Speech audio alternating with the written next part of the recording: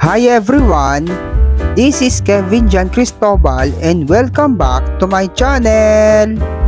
Nandito po tayo ngayon sa Espanya Boulevard, corner Blumentritt Road, dito po sa Sampaloc, Manila. Ito po ang makikita po natin kung ano ang sitwasyon ng mga motorista na meron ganitong puspusan, medyo traffic dito po sa Metro Manila kahit umulan o umaraw.